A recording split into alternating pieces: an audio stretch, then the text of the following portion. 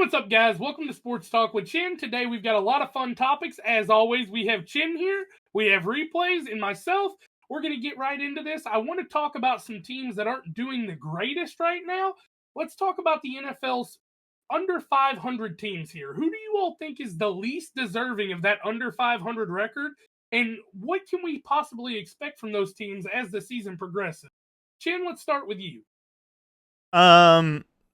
There's a couple teams on that come to mind whenever you say this. The Bengals, they're a really good under 500 team in my opinion. Their defense is very bad and has let them down in some situations, but the Bengals are pretty decent. But if we're going to talk about a team that completely does not deserve to be under 500, let's talk about the Bucs. The Bucs have played really good this season, and they've been suffering a lot from injuries. But they have a very easy schedule down the stretch here. They play. I know they play the Raiders. They play a lot of easy teams. I wish I would have researched that more. Giants, now. Raiders, and Panthers. There you go. The Giants, Raiders, and Panthers are their next 3 games. So, and they're getting healthy. They're going to get Mike Evans back. Obviously, Chris Godwin's out for the year, but I think the Bucs are in prime position right now to win their next 4 or 5 games in a row and really make a playoff push. Replays? I can't believe it. We agreed on something. I also had the Bucs. They beat some really good teams this year. They beat the Lions. They beat the Commanders. They beat the Eagles. And they also lost to the Chiefs by 1 score, which is pretty damn impressive. And they lost to the 49ers by 2. Yeah, 49ers by 2 too.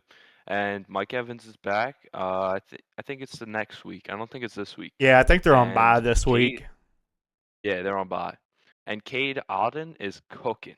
He has been really good for that offense, especially losing Chris Godwin for the year. And their next 3 games, like Daryl said, Giants, Panthers, Raiders, I think they'll easily get above 500 after those 3. I think this team is going to make the playoffs, and I think they are probably the best under 500 team.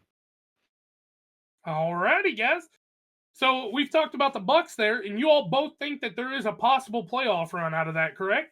I don't think it's possible. I think they're going to make the playoffs. You think it's a guarantee? Yeah, I think it's a guarantee. Guaranteed wild card. It's like Replay said. You look at the teams they lost to and how they lost to them. They lost to the Chiefs in overtime. Otherwise, and the only reason why they lost that game is because of a coin flip. Whenever the Chiefs won the coin toss, otherwise we might be if the Bucs go for 2 on that final touchdown, we might be saying the Chiefs are no longer undefeated. We could very well be saying that. Let's follow up with that. What do you all think about that play call there to not go for 2? Do y'all think it was the right decision, or going up against the Chiefs? I think it's the wrong decision. For it? Okay. I think it's the wrong decision. I think we seen it the other day actually. The Bengals, they tried going for 2, and they did not convert. But everyone said after the game, it's the right call. They should have hit Jamar Chase. I'm not going to get too deep into that play, but yeah, I think it was the right play to go for 2. They should have went for 2, but they played it safe. But the problem is you're playing against Patrick Mahomes. You can't play safe against him. Well, hindsight's always 20/20. Okay, so, and here's the thing, and we've been the league has been stressing for refs to let players play. They've been stressing it a lot more. So when it comes down to a 2-point conversion to decide a game with no time left, it's much harder to get a call unless it's completely blatant than it is to get a normal call. And it's like Replays is saying, you is going up against Patrick Mahomes, you have to go for 2 there. But the Bengals was also going up against Lamar Jackson. And Lamar Jackson's arguably the MVP of the season so far. So, hindsight's always 20/20. They didn't go for it, they lost the game. The Bengals went for it, they lost the game. So it's always hindsight 20/20. If they would have went for it and won the game, it'd be a completely different discussion. But all right, I can agree with that. Let's move on to the Week 11 matchup from the Chiefs and the Bills here. Do you all think the Buffalo Bills are the team that in this undefeated streak, or is this just going to be more of the same? Chinn, if you want to start this one off. Yeah, I like the Chiefs on the road. One, the Bills' defense hasn't exactly been the greatest thing in the world this year, and the Chiefs' defense has been pretty dang good. The Chiefs' defense and special teams has actually bailed them out of games and won them games. Their most recent, that blocked field goal against the Broncos this week to keep their winning streak alive, keep their undefeated season alive. So I think that the Chiefs' defense is going to make just enough plays to win the game, and the Bills' defense isn't going to be able to make just enough plays to win the game. So I think it's going to come down to defense. A lot of people are saying, oh, it's Mahomes versus Allen. No, it's defense versus defense, in my opinion. I think defense is going to win this game. And if I had to pick a defense this year, I would say the Chiefs' defense is better than the Bills' defense this year. All right, replays? I agree on the part where the Chiefs are going to win, but some of the questions says, are the Bills the ones with the best power to do it? And I actually think they have the best chance to do it all year. I mean, but the problem is they have to do it. And ways they can do it, they have to score on their red zone drives. They can't be settling for field goals, especially with, Tyler Bass. He's a handful. He'll miss a field goal any given night. You have to score on red zone plays if you want to beat the Chiefs. And you also have to limit Patrick Mahomes from scoring on red zone plays. It's going to be a hard job. Josh Allen does have the better QBR this year with 100.2, while Patrick Mahomes has a 90.3. And, Josh Allen has been the better quarterback with a worse offense, but it's Patrick Mahomes. He knows how to win games. Like Daryl said, that defense on the Chiefs, they're unbelievable. Probably the second best defense in the league behind the Steelers. But I think the Bills have the best chance out of every given team that is remaining for the Chiefs to play against. So I will say it is in Buffalo, so that also plays a part.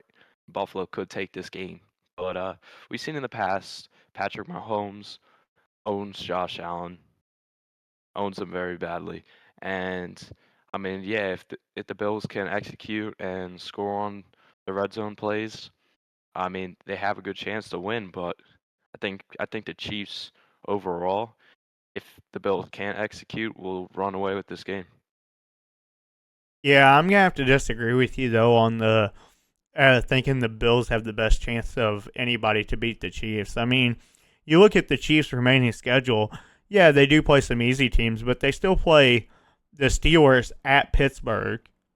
That's going to be a tough game for that right there, in my opinion, is probably, it is the second to last game of the season, but that right there is going to be a really tough game for the Chiefs to go into Pittsburgh on a Week 17 matchup and beat the best defense in the league, while also they're riding high right now with Russell Wilson under center. And then they also go to Mile High the final week of the season. And we saw what just happened with last week between the Chiefs and the Broncos. The Broncos D actually locked down the Chiefs offense. So imagine and that was at Kansas City. It was at Arrowhead. Now they have to go to Mile High to do it. Like, I think they're still they also go to Cleveland to play the Browns.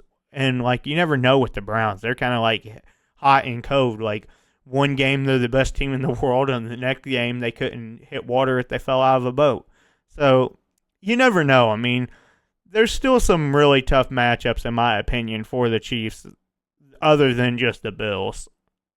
All right, guys, so let's talk about some underperforming teams this year. When you think back to the start of the season, who was that one team you felt like was going to be exceptional this year and just hasn't lived up to the standard? Chinn, if you want to start us off here, let's go ahead and begin. Well, it's mainly just one team. Like, nobody really thought the Panthers were going to be good. Nobody really thought, like, anything else of any team. But, like, the Jets, it's got to be the Jets on everybody's list. There really is no other team. The Jets were like a Super Bowl team. They've only gotten better. They fired their head coach. They're still getting blown out to the Cardinals. How are you getting blown out to the Cardinals at home at that? Like, this offense is just historically bad, and I don't really even think it's the offense at this point. I think it just boils down to one person, Aaron Rodgers. He's just not him. Like, Mike Wallace is even making tweets and stuff like that after catching a game-winning touchdown for the Steelers, saying, I stayed on the red line. Like, he's taking stabs at Aaron Rodgers now because Aaron Rodgers wanted to take a stab at him over a missed opportunity when it was kind of a bad thrown ball by Aaron Rodgers, in my opinion. Everybody said, well, he had to readjust to be able to throw to Mike Williams. Well, if you're a 4-time Super Bowl MVP, NFL MVP, and a one-time Super Bowl champion, those throws shouldn't matter to you. You should be able to make those throws in your sleep. So, yeah, it's the Jets, man. Like, at this point, I'm done with Aaron Rodgers. Like, he's just a bowl full of excuses. Like, how are you so dang good, but yet you're so bad at the same time? It makes zero sense at all. It's all Aaron Rodgers. This entire season, the Jets have a good defense. They have the best receiving core in the NFL. They have a good offensive line. They have a good running back. You can't make any more excuses for this team. They fired their head coach for this dude. It's all on Aaron Rodgers, okay? It's like retire, man, after this season. The Jets are way too good of a team to be this dang bad. They won more games last year with Zach Wilson under center than what this team's won with 4-time NFL MVP Aaron Rodgers. It's abysmal. It's pathetic. Aaron Rodgers, you're a joke. Retire, man. Get out of our lives. We don't want you in the NFL anymore if this is what you're going to give us. Your head's not in it. You don't care. You think you can do whatever you want. That's why you missed OTAs last season and used just to go partying. And you get up on the podium. You're like, well, I told him I wasn't going to be here. And the team stands behind you. The head coach stands behind you. And then he gets himself fired because of it. No. Thank you, Rodgers. You had a good career. But your head's not in it. You don't want to be an NFL quarterback anymore. You want all the success, but you don't want any of the work that comes with it. So, thank you, Aaron Rodgers, but have a good rest of your life. Replays?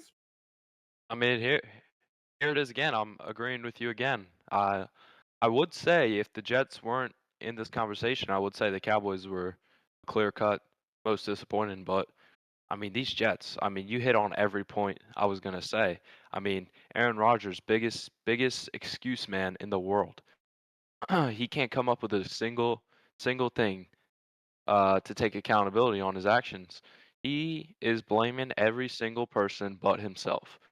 He wants to blame his receiver, Mike Williams. He wants to blame his head coach. He wants to blame this. He wants to blame that.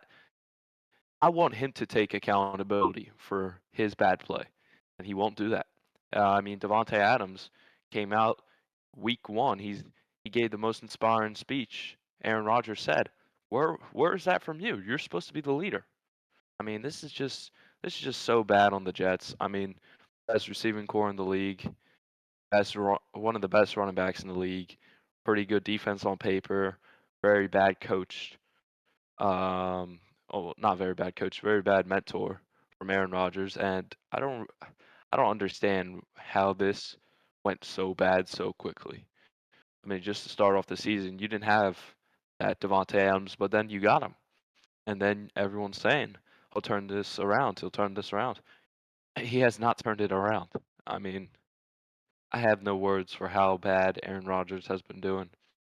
But I would like to say to Aaron Rodgers, good luck in retirement. Here's something that's interesting, though.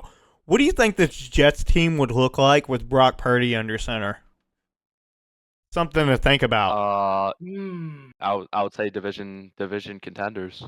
The Bills. You think, I mean, that's got to be a Super Bowl champion, right? Really that's got to be a Super Bowl champion team right there, right? I don't like Brock Purdy, but if you said a different quarterback, I would say Super Bowl champion. I don't like Brock Purdy. You never know. I mean, even if you don't like him, though, you have to respect what he has done.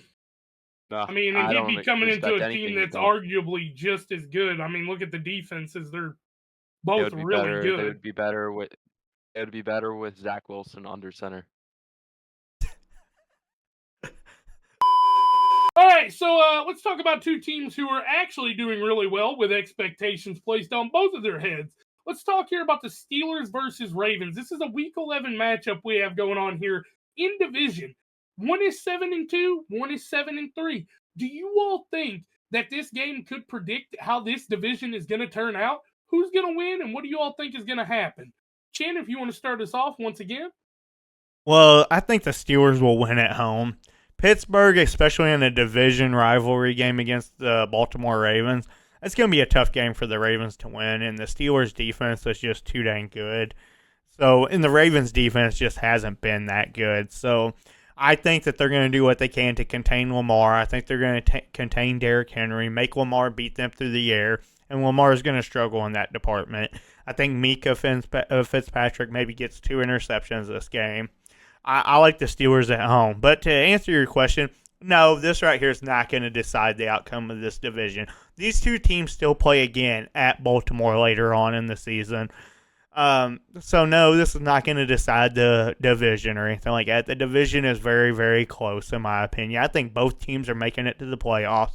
I think ultimately the Steelers will win the division. I think they're just too dang good. I think you have to be good at both sides of the ball, and they're really good at defense and they're good at offense, especially now with Russ being under center for them. Their offense has picked up so much more, averaging a lot more yards per game with Russ under center than it was with Justin Fields.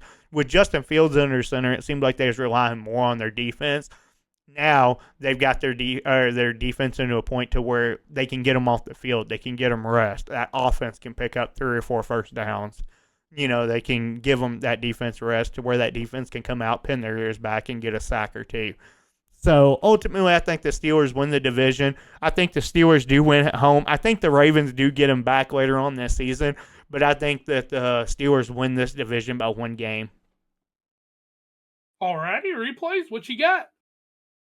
Yeah, I got to agree with everything, but the interceptions, I don't think Lamar will throw a pick, but nevertheless, I think the Steelers will definitely win this game, but I don't think it'll decide the winner of the division, like Daryl said.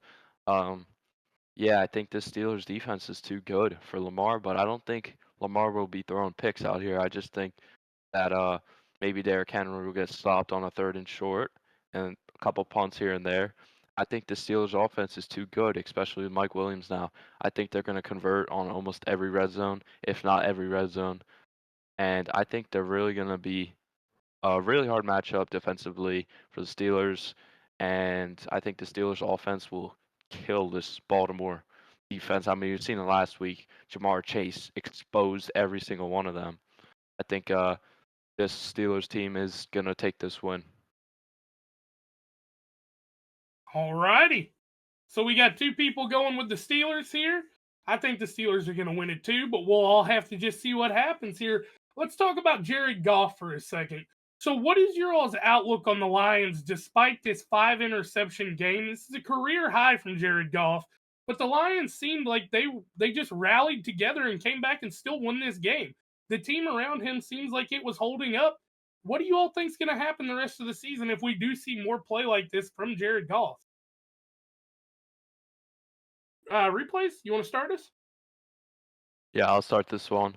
I think this game just proved the Lions are the best team in the league. May not be on paper, obviously, the record, but Jared Goff's worst game of his career, and the Lions still find a way to beat a really good Texans team on the road, which is outstanding. I mean, the coldest thing I might have ever seen is Dan Campbell saying that his team will get an interception in this quarter. He'll get a couple interceptions. I mean, Carlton Davis, the third, this man literally user lurked and then got an interception as the interview was going on with Dan Campbell. And then later in the game, in the red zone, Davis also had a really good pick. I mean, that defense, man, really helped Jared Goff overcome his struggles. I really think the Lions are the best team in the league. All right, Chinn. So part of your question was, what are the Lions to look like if Jared Goff continues this play? The answer is, well, he's not. He's not going to continue. He's not going to throw five interceptions again in a game for the rest of the season.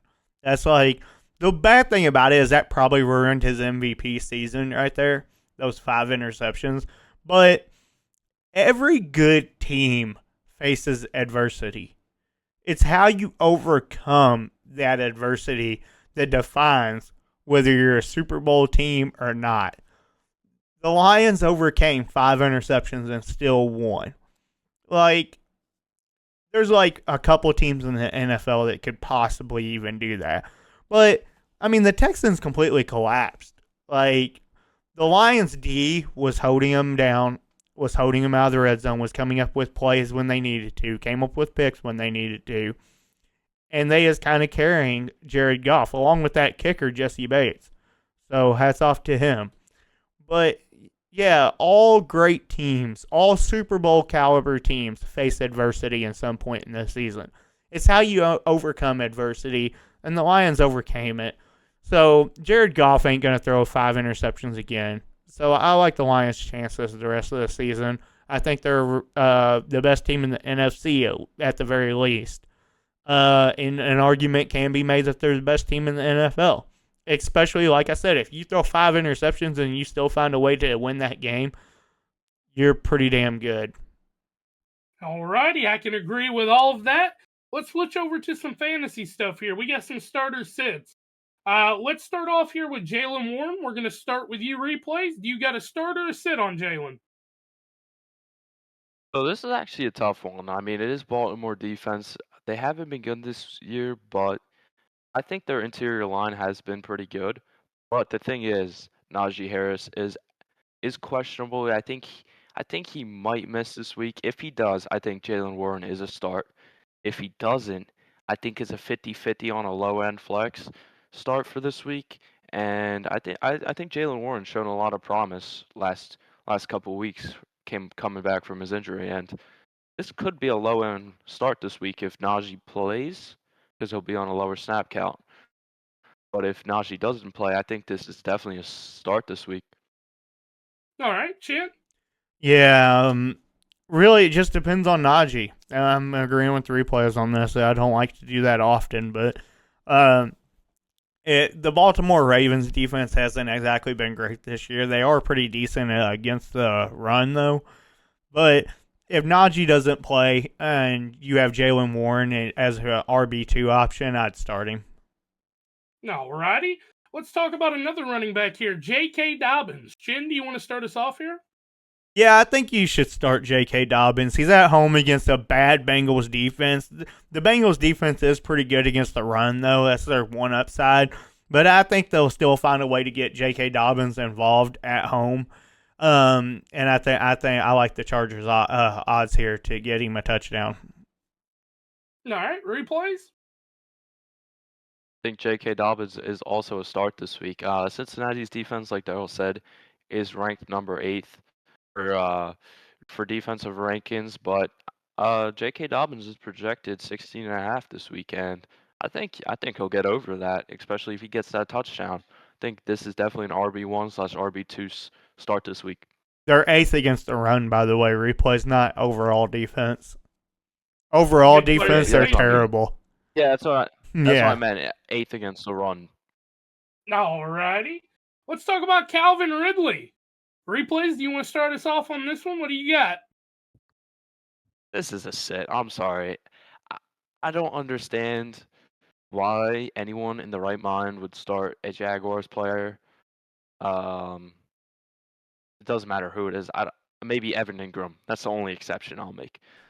But until Dougie P, and I love Dougie P, but until he gets fired, I'm not starting a single Jaguars. Maybe Brian Thomas too.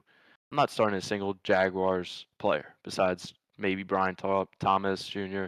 and Evan Ingram. So I'm going to say sit for Calvin. All right. Chinn? Yeah, how is Doug Peterson hanging on to that job, by the way? Like, is he bribing the owner at this point? Because, like...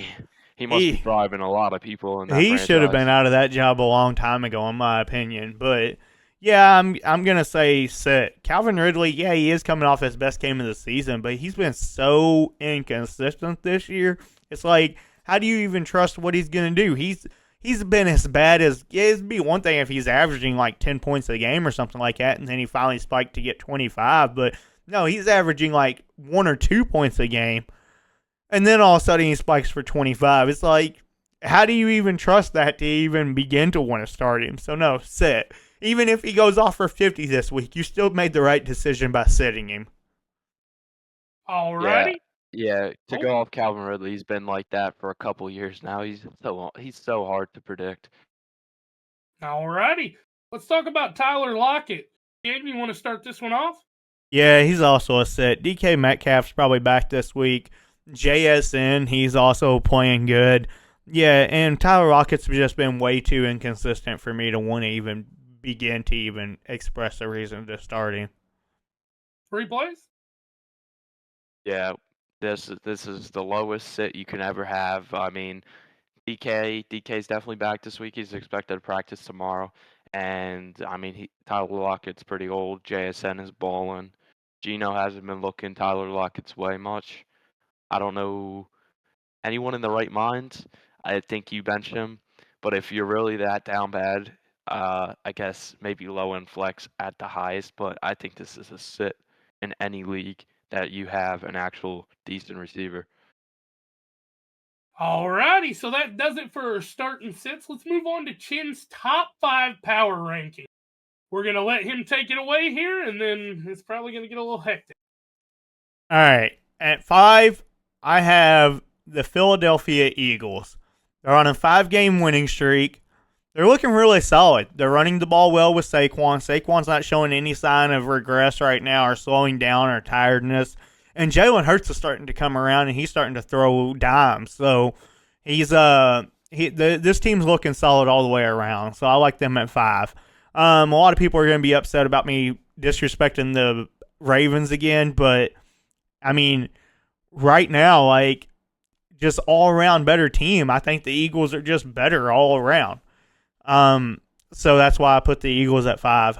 Number 4, I have the Bills, who are also on a 5-game winning streak. They just had a huge win over Indianapolis at Indianapolis, and they did it kind of convincingly. They made the plays when they needed to.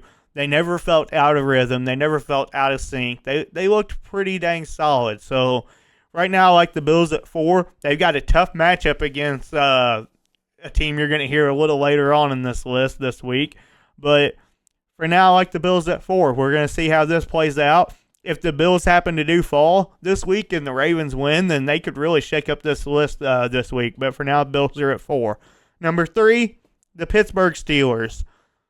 Russ is back, and he's leading this team great. He's leading this offense. He's a proven game leader. He's a proven game changer. I'm not even the biggest Russell Wilson fan, even though it seems like it. It's just a matter, I like to defend quarterbacks and players that did nothing wrong. Russ was never the problem in Denver. Everybody wanted to act like he was washed and stuff like that. And I said, no, he's not. He threw 28 touchdowns last year to 6 interceptions in 14 weeks before he got benched. He missed the final 4 games of the season. You can't blame Denver's problems on Russ. So, and this defense led by TJ Watt is also looking good. So, I like the Steelers at 3. Number 2, the Lions. 5 interceptions and still winning. Sign me up for the Lions. I'm all aboard on the Lions hype train. They're the best team in the NFC by far, in my opinion. I don't even think it's close. You can make an argument they're the best team in the league. But yeah, I'm liking the Lions at 2.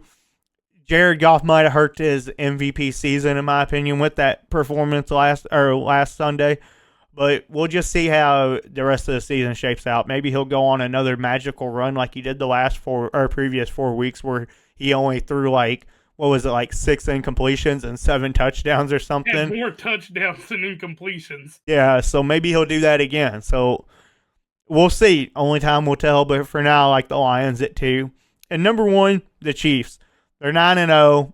Only team that's undefeated remaining. They have a tough matchup on the road against the Bills this week. They're led by the best quarterback in the league. You can make an argument best quarterback of all time. I know it's tough to say it. People don't like it. He's already got 3 Super Bowls, though. He's the second coming of Tom Brady, Patrick Mahomes. I just really like the Chiefs at number 1. And that's my list. Alrighty. I like the list. I'm going to give it an A+. I have nothing to say. Replays, it's up to you. He's gonna love the list because I put the Lions or the Eagles over the Ravens. Oh, I'm gonna be giving you an A for one reason. I have the Bills and Steelers switched, but if I didn't, yeah, this list is actually perfect. You have the 5 teams in order besides the Bills and Steelers. I just have them flipped. But yeah, I mean, great list, man. This is your best list so far. Yeah. Alrighty, that's not what I expected to happen. Well, okay then. So I guess that's gonna do it for us here on Sports. He only cares because I put the Eagles above the Ravens.